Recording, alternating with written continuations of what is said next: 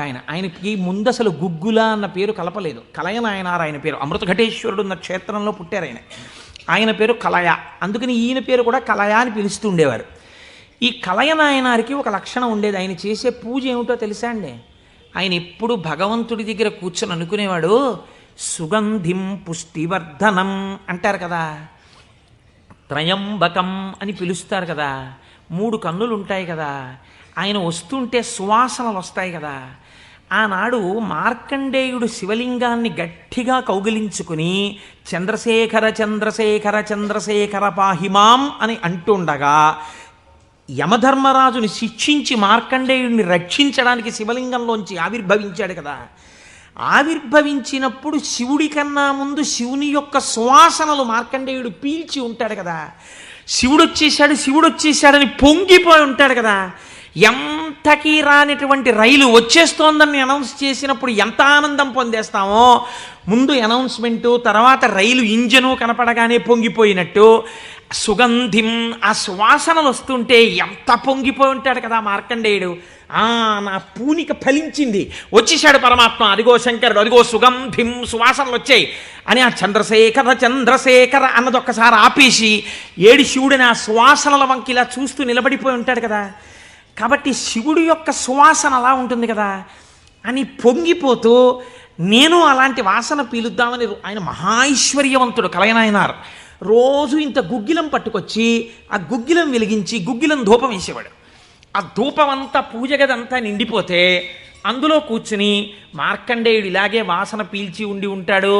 ఆనాడు అర్జునుడు గబగబా వెళ్ళి తన గాంధీవం ఎత్తి కొడుతున్నప్పుడు శివుడి దగ్గరికి వెళ్ళినప్పుడు వాసనలు ఇలాగే వచ్చి ఉంటాయి అని ఆ వాసనలు పీలుస్తూ కళ్ళు మూసేసుకుని ఇవే శంకరుడి శరీరంలోంచి వస్తున్న వాసనలు, ఇక్కడే శివుడున్నాడని రోమాంచితం అయిపోయి పరవశించిపోతూ సమాధి స్థితిలోకి వెళ్ళిపోయి అలా ఉండిపోతుండేవాడు ఆయన. మీరు చూడండి, భగవంతుణ్ణి పట్టుకోవాలనుకున్నవాడు, ఏమంటే మాకు పూజ కుదరట్లేదండి, మాకు ఈ స్తోత్రం రావట్లేదండి అంటాం మనం. మన బతుకంతా ఎక్కడ ఆగిపోతుందంటే దీపంలో 2 ఒత్తులు వేయాలా, 1 ఒత్తి వేయాలా. నిజంగా తరించిపోయిన వాళ్ళు తరించిపోవడానికి ఎన్ని మార్గాలు వెతుక్కున్నారో చూడండి. ఆయన సువాసనలు పీలుస్తూ రమించిపోయాడు. శంకరుడు చూశాడు, వీడు రోజు గుగ్గిలం పట్టుకొచ్చి వేసి ఇన్ని రకాల దర్శనాలు చేసేస్తున్నాడు రా, గుగ్గిలం పొగ అడ్డం పెట్టుకుని. ఎంత చిత్రం రా ఇది, గుగ్గిలం పొగకి వీడు సమాధిలోకి వెళ్ళిపోతున్నాడు.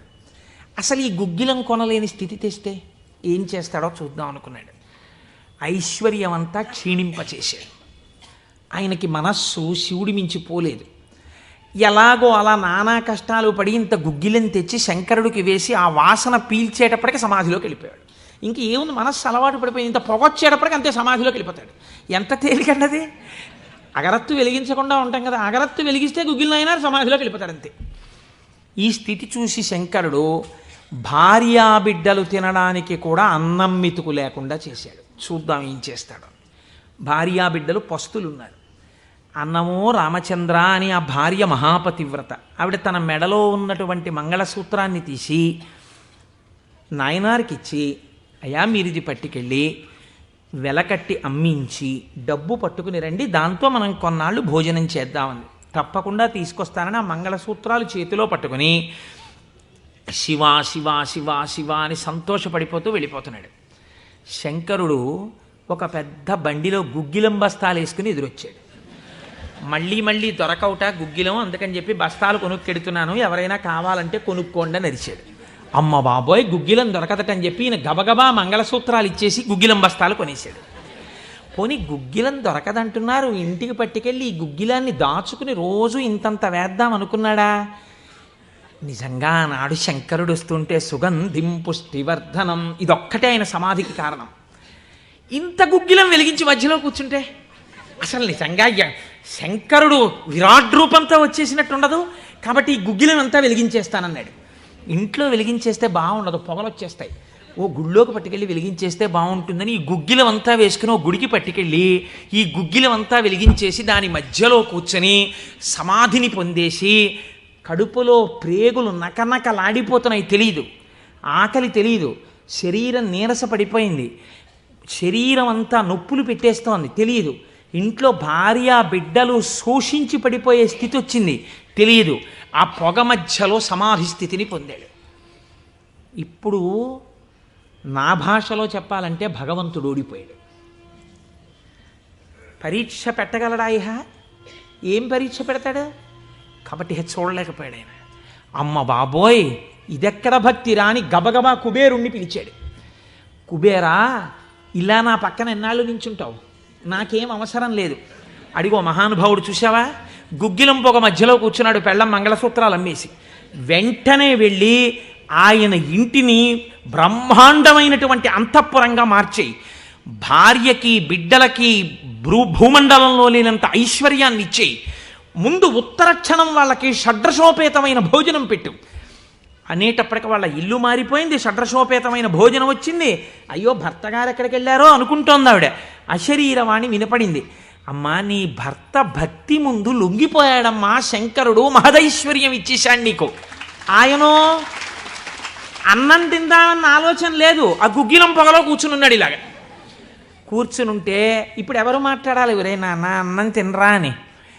అమ్మా నాన్నగారు కోరుకున్న కోరికోటి ఉంది, నువ్వు ఎలా అయినా డాక్టర్ అయిపో.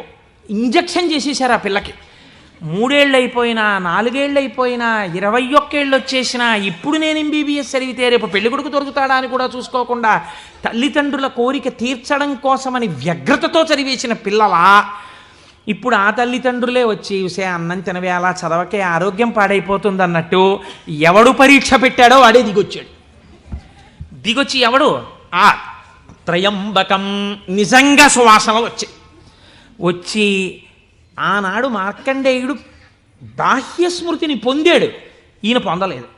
పొందకుండా కూర్చున్నాడు. ఇప్పుడు ఆ పరబ్రహ్మం ముట్టుకోవలసి వచ్చింది. ఇలాగా ముట్టుకుని కదిపాడు. ఓయ్ కలయా అని పిలిచాడు.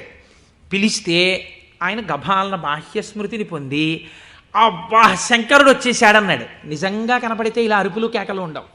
కందులంబట నీరు కారిపోతూ ఆ స్వామి పాదాల మీద పడిపోయి ఏ సుగంధిం పుష్టివర్ధనం అన్నాడు. ఆ సువాసన పీలుస్తూ అలా పడిపోయి ఉండిపోయాడు.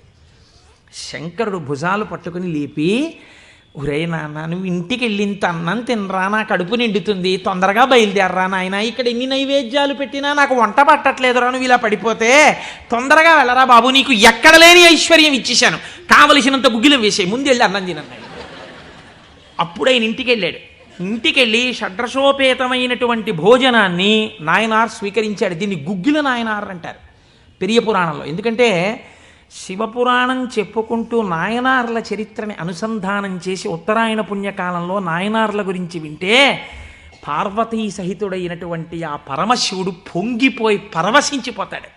అందుకే